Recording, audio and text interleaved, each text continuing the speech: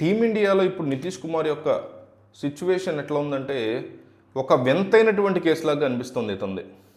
కుర్రాడు ఎప్పుడు స్క్వాడ్తోనే ఉంటున్నాడు కానీ అసలు మ్యాచ్ ఆడే లెవెల్లో మాత్రం చోటును దక్కించుకోలేకపోతున్నాడు తను.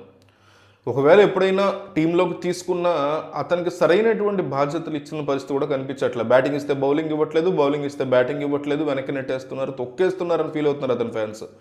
ఫీల్డింగ్ కోసమే తను టీంలోకి తిప్పుతున్నారా అటు ఇటుగా అనే ఫీలింగ్ కూడా ఉంది. టెస్ట్ మ్యాచ్ల్లో కూడా తనకి 10 ఓవర్లు వేసేటువంటి ఛాన్స్ కూడా ఇవ్వకపోవడం. అదంటే టెస్ట్ మ్యాచ్లు ఇస్తారు జనరల్గా ఎక్కువ ఓవర్స్. ఇలాంటి పరిస్థితుల్లో అతన్ని జట్టుతో ఉంచడం కంటే వెనక్కి పంపించేసి ఏదైనా రంజీ ట్రోఫీ లాంటివి ఆడుకుంటే బెటర్ కదా అని పంపించేస్తే బెటర్ కదా అనిపిస్తుంది. ఎందుకంటే చాలా మంచి ఫ్యూచర్ ఉన్న కుర్రాడు, అందులో ఏ రకమైన డౌట్ లేదు.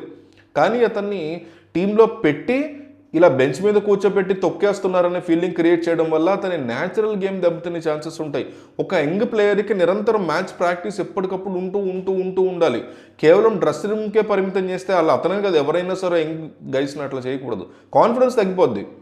న్యూజిలాండ్ సిరీస్ కోసం వెరీ ఇంపార్టెంట్లీ న్యూజిలాండ్ సిరీస్ కోసం దేవదత్ పడికల్, రుతురాజ్ గైక్వాడ్ లాంటి వాళ్ళని పక్కన పెట్టి ఇతన్ని తీసుకోవడం అనేది చర్చకు దారితీసింది. నితీష్ స్థానంలో ఒక స్పెషలిస్ట్ బ్యాట్స్మెన్ని తీసుకుంటే బాగుంటుందనే అభిప్రాయం కూడా గట్టిగానే వినిపించింది.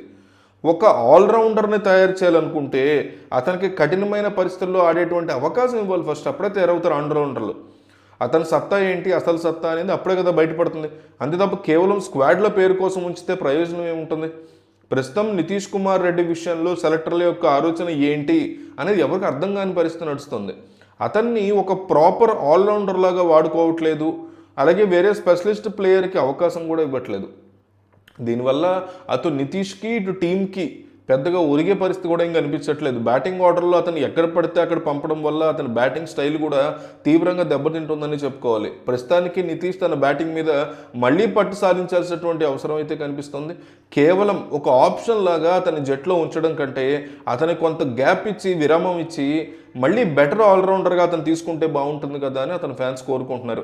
పెర్ఫార్మెన్స్ అంతగా లేకపోయినా ఒక ప్లేయర్కి వరుసగా అవకాశాలు ఇస్తూ బాగా ఆడుతున్న వాళ్ళని పక్కన పెట్టడం అనేది ఎంతవరకు కరెక్ట్ అనేది సెలెక్టర్లే ఆలోచించుకోవాలి.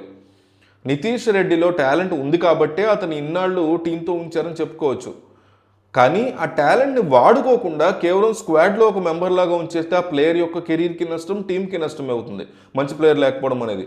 వన్డేలో టెస్ట్లో తెలివిగల ప్లేయర్స్ ఉండాలి, మల్టీ స్కిల్ ఉన్నటువంటి ప్లేయర్స్ T20లో ఉంటే లాభం ఉంటుంది. కానీ వన్డే గేమ్స్లో మాత్రం బ్యాటింగ్ బౌలింగ్ రెండింటిలో ప్రావీణ్యం ఉన్న వాళ్ళు ఉండాలి. నితీష్ని కేవలం ఒక బ్యాకప్ లాగా చూస్తూ అతనికి మ్యాచ్ టైం ఇవ్వకపోవడం వల్ల అతను అటు ఇటు కాకుండా పోయే పరిస్థితి కూడా వస్తుంది. అతనికి డేంజర్ ఇది.